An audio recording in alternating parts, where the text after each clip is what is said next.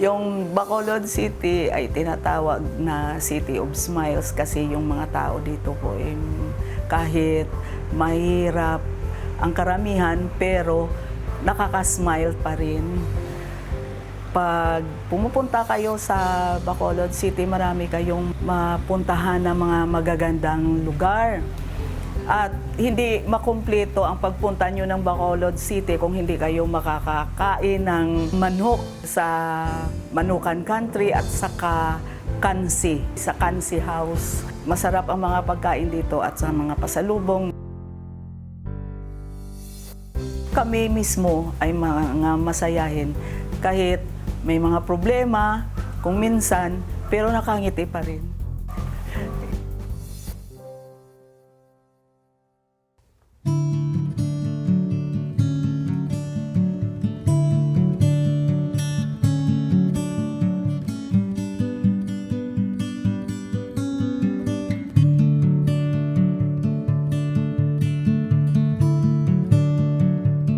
Nung magkakilala po kami ng ka-Alex na naging asawa ko po, yun ang maligayang bahagi ng buhay ko.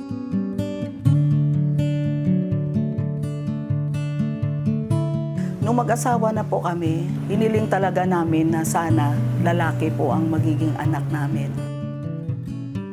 Kami po ay excited po. Tuwang-tuwa nung malaman namin na nagbupuntis na po ako. Paggaling namin sa doktor, agad bumalik kami sa kapilya at nanalangin at nagpasalamat po.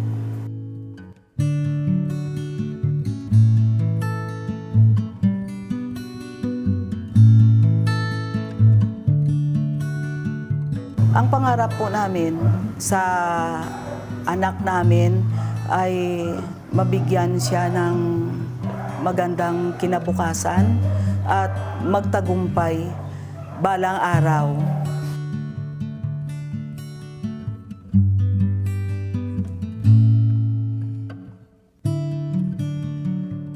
Lahat ginagawa namin, sinisipaga namin sa aming hanap buhay para may maitustos kami sa kanya.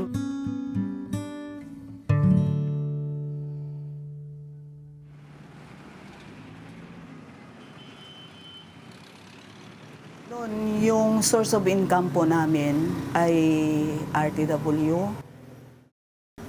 Every other week po, pumupunta siya sa mga customers namin. Iniikot ng ka-Alex yung whole Negros Island po. Mula Bacolod, tapos pa Oriental, mga nag-wholesale po siya. Magandang kita namin noon nung nag-RTW pa po kami. Masasabi ko na nabigyan namin ng magandang buhay si Sander nung maliit pa po siya.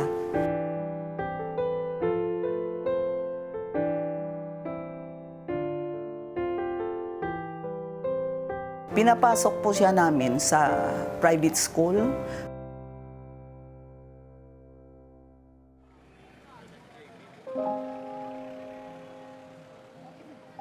Maganda na sana yon, kaso lang, nung magsidatingan yung mga ukay-ukay po, medyo apektado na po ang negosyo namin.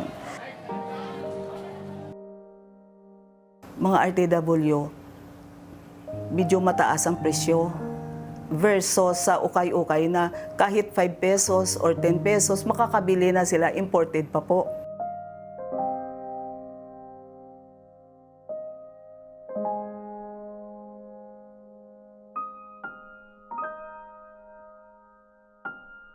Apektado po ang aming pangkabuhayan po. Si Sander po ay inilipat po siya namin sa public school. Mag-grade 2 na po siya. Yung mga noon na kumakain sa labas, kung ano-anong mga binibili, medyo wala muna.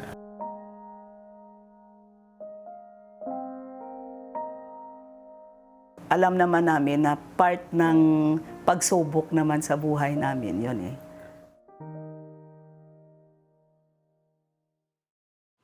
Dapat maging matalino tayo. Hindi tayo dapat pumayag na tayo ay magkamali. Katulad ng ating narinig kanina, payagan natin anya, bayaan natin ang Panginoong Diyos na baguhin anya yung paraan ng ating pag-iisip. Kailangan mo yung mga kalooban ng ating Panginoong Diyos. Alam nyo kasi pagka ang ating ginawa, kung ano yung nakasisiya sa ating Panginoong Diyos, doon natin ibinatay ang ating pagpapasya, hindi tayo magkakamali doon sa ating gagawing desisyon. Kaya kinakailangan pagka tayo merong pinagpapasyahan para sa ating buhay, kinakailangan nating isaalang-alang lagi kung ano ang kalooban po nino ng Diyos. Kaya sana maging matalino tayo. Kasi isipin niyo, araw-araw gumagawa tayo ng mga desisyon. Maaaring merong mga madadaling dapat pagdesisyonan, pero merong mga bagay na mabigat. Maaaring hindi maganda ang mangyayari kung magkakamali tayo. Pero nung kinakailangan, para hindi tayo magkamali, kailangan ibatay natin sa kalooban nino ng Diyos.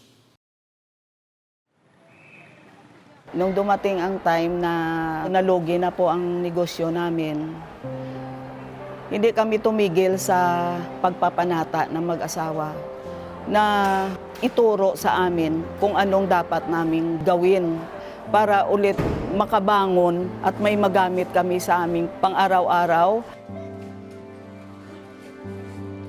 Pumasok naman po kami sa isang company na nagbebenta ng mga food supplement po. Sa awa at tulong ng Diyos, na suportara namin yung pangangailangan ng anak namin, pinasok po siya namin sa college po. At kumuha siya ng education, English major.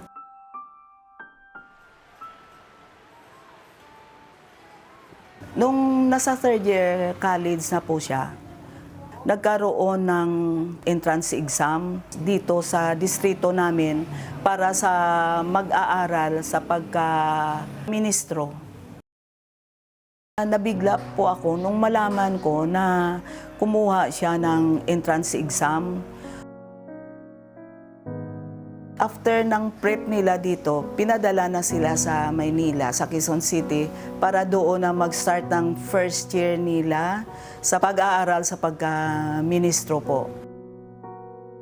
Bilang tao po, hindi mawala yung lungkot na maramdaman. Kasi malalayo na pong kaisa-isang anak namin na almost 10 years po siya bago nabuo, tapos alam namin na mapalayo na po siya sa amin. Pero malaking pasalamat naming mag-asawa dahil sa niloob na ng Diyos yung talagang pangarap namin para sa Kanya po. Ang hangad lang po ng asawa ko po na mapagtapos lang po ang anak namin. Makagraduate po siya sa pag-aaral niya po. Yun lang. Kasi maligaya na daw po siya.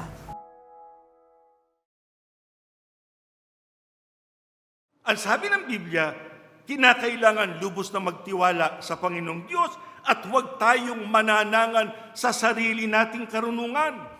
Gusto mong maging marunong? Ano dapat daw gawin, mga kapatid? Hilingin natin kanino? Sa Diyos. Hilingin mo sa Kanya. Nabigyan Kanya ng karunungan para huwag kang magkamali pagka gumagawa ka ng mahalagang pagpapasya para sa iyong buhay, lalo na para sa ating pananampalataya. Kaya dapat nating asamin, mga kapatid, yung karunungan na nagmumula sa ating Panginoong Diyos.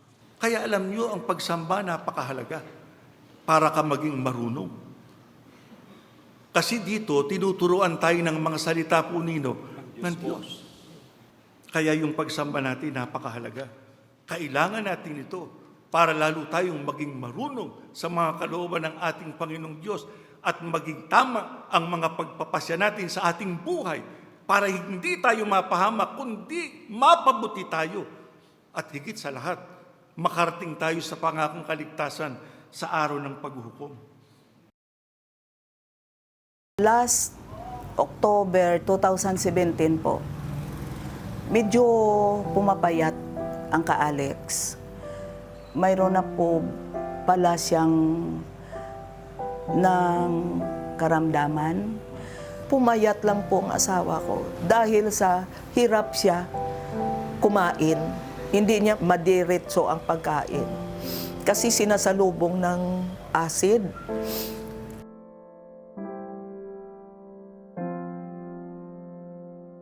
Tuloy-tuloy po ang pananalangin po namin at pagpapanata na kahit po siya, hirap po siyang magsalita. Pinipilit niya po para lang makapanalangin po.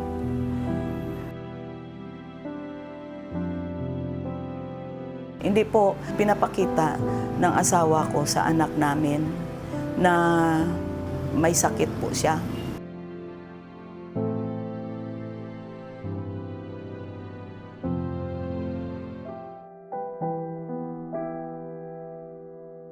Tumawag po siya bigla sa akin. Nagtataka po kasi siya na hindi ako tumatawag sa kanya.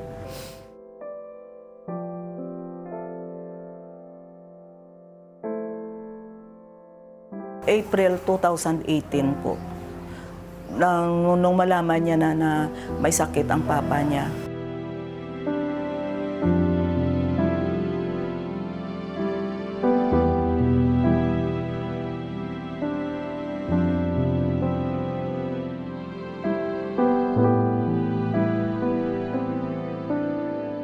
Sinabi ko din sa kanya na isama niya na lang ang papa niya sa pagpapanata niya. Ipaubayan na lang natin sa Ama kung ano man ang mangyari. Ang importante, nasa karapatan po tayo. Ang laging bukang bibig po ng asawa ko po. Makakatapos lang po ang anak namin sa pag-aaral, sa pagka-ministro po. Kahit anong oras po, napapaghingahin sa po ng Ama, maligaya na po siya.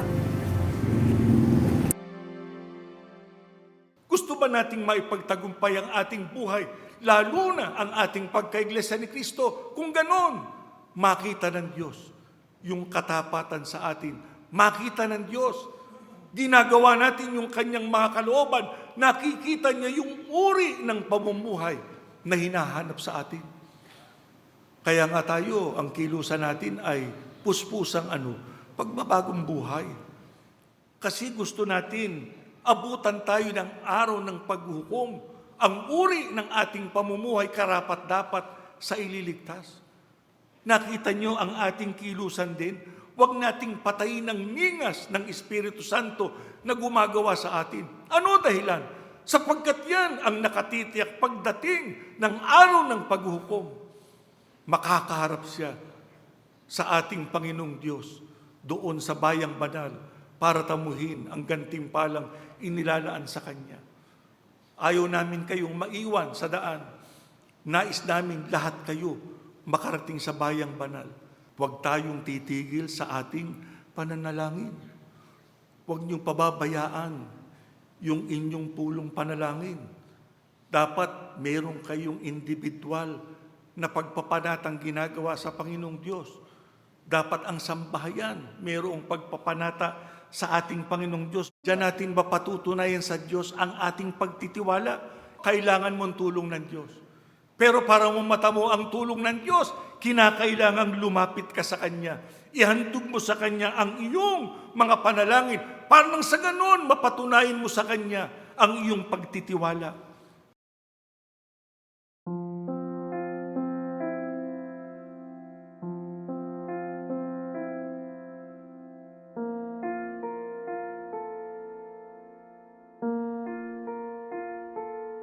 May 20 po, 2018. Pinagpahinga na po ang asawa ko. Hindi po madali na mawala ng asawa po. Ako na lang mag-isa. Lalo na nasanay po ako na magkasama kami sa pagtupad ng aming tungkulin. nanibago po ako nung una po. Na-overcome ko po dahil po sa panalangin at nagiging positibo lang po ako sa nangyari po sa amin. Na ang lahat po na nangyari po, kag nag-abot sa amon kabuhi, kagustuhan sang amay. Kay siya lang yang nakabalo kung ano ang maayo para sa amon. Maikling panahon lang ang naramdaman na kalungkutan po. Pinalitan naman agad ng ama ng kasiyahan po. June 30 po ang graduation po ng anak namin. Bilang isang magulang, kahit ako na lang nag-iisa po, masayang-masaya pa rin po ako. Dahil sa patuloy na tumutupad ng aking tungkulin at ang aking anak ay nasa loob ng ministeryo, ang pinaka na pasalamatan po namin sa Ama na natupad po ang aming pangarap na magiging manggagawa po ang anak namin. Sa ngayon po, masigla po akong tumutupad ng aking gampanin bilang pangalawang pangulo po ng mga awit sa lokal po ng Bacolod City, distrito ng Bacolod City, Negros Occidental. At ang aking anak naman po ay nakadistino naman sa lokal ng SG Manalo, dito din po sa distrito namin po.